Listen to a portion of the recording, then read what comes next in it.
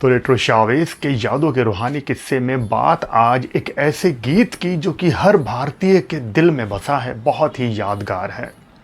किस्सा जुड़ा है एक्टर राज कपूर और रविंद्र जैन से। 1984 के आसपास राज कपूर के दिमाग में एक फिल्म का और एक गाने का आइडिया था। वो चाहते थे कि गंगा पर एक फिल्म बने और इसी पर एक गीत भी बने। इससे पहले वो गंगा टाइटल को लेकर की फिल्म बना भी चुके थे। रविंद्र जैन से अक्सर उनकी मुलाकातें हुआ करती थीं। अगर इन दोनों की पहली मुलाकात की बात करें तो राज कपूर जब फिल्म दो जासूस के गीतों की रिकॉर्डिंग पर थे तब उनकी मुलाकात हुई थी म्यूज़िक डायरेक्टर रविंद्र जैन से।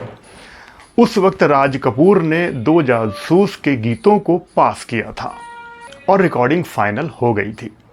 उसके बाद राज कपूर और रविंद्र जैन की अक्सर मुलाकातें होती रहती थीं, कई पार्टी वगैरह में भी मिलते रहते थे। फिर एक बार जब राज कपूर जी का बर्थडे आया तब उन्होंने अपनी बर्थडे पार्टी में रविंद्र जैन को भी इनवाइट किया अपने पुणे के फार्म हाउस पर। लेकिन उस बड़ी पार्टी में राज कपूर और रविंद्र जैन की कोई ज़्यादा बात नहीं हो पाई। फिर अगले दिन शाम के वक्त जब राज कपूर चाय पी रहे थे तब रविंद्र जैन उनके पास ही थे और तब राज कपूर ने रविंद्र जैन से कहा कि मेरे पास एक फिल्म का आइडिया है, कहानी नहीं। जब रामकृष्ण परमहंस को तोतापुरी महाराज ने कह दिया था कि राम तेरी गंगा मैली, वो इसी पर कुछ बनाना चाहते थे। लेकिन राज कपूर ने कहा कि अगर मैं ये टाइटल रखता हूँ राम तेरी गंगा मैली या अपने गाने में मैं ये बात कहता हूँ राम तेरी गंगा मैली, तो लोग मुझे माफ़ नहीं करेंगे, लोगों के दिलों को ठेस पहुँचेगी, मैं इन बोलों को जस्टिफाई नहीं कर पाऊंगा और गंगा जो कि इतनी पवित्र है उसको गंदा मैं कैसे कह सकता हूं या कोई ऐसा सोच भी कैसा सकता है। लोग इस टाइटल को और इस गीत को स्वीकार ही नहीं करेंगे, यही मेरी समस्या है, लेकिन इसी पर मुझे फिल्म भी बनानी है। तब रविंद्र जैन ने कुछ सोचा और उनसे कहा कि इस शीर्षक को, इस टाइटल को जस्टिफाई मैं कर दूंगा। उनके जहन में कुछ था और उन्होंने राम तेरी गंगा मैली को जहन में रखकर कुछ लाइनें लिख दी। उन्होंने कुछ इस तरह से लिखा कि गंगा हमारी कहे बात ये रोते रोते, राम तेरी गंगा मैली हो गई पापियों के पाप धोते धोते। राम तेरी गंगा मैली हो गई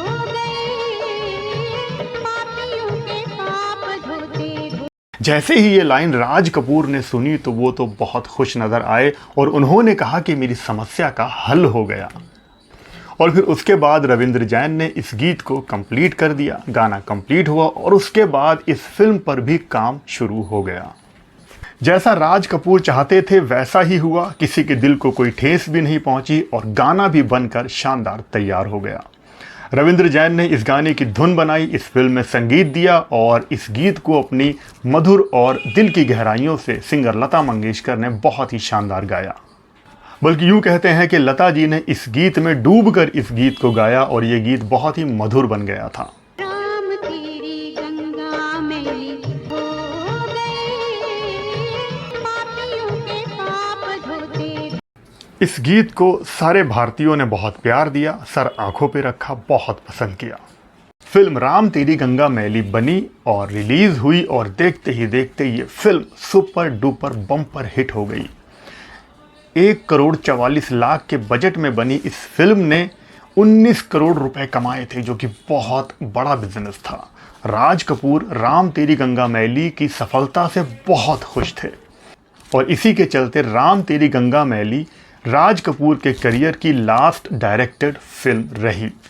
फिल्म के सारे ही गाने बहुत ज़्यादा कामयाब हुए थे, संगीत बहुत पॉपुलर रहा था और इसी के चलते उस साल का बेस्ट फिल्म फेयर का म्यूज़िक डायरेक्टर का अवार्ड मिला था रविंद्र जैन साहब को।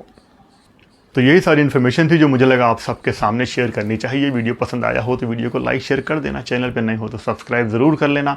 आप लोग अपना बहुत बहुत ख्याल रखें और देखते रहें रेट्रो शावेज। जय भारत, जय हिंद।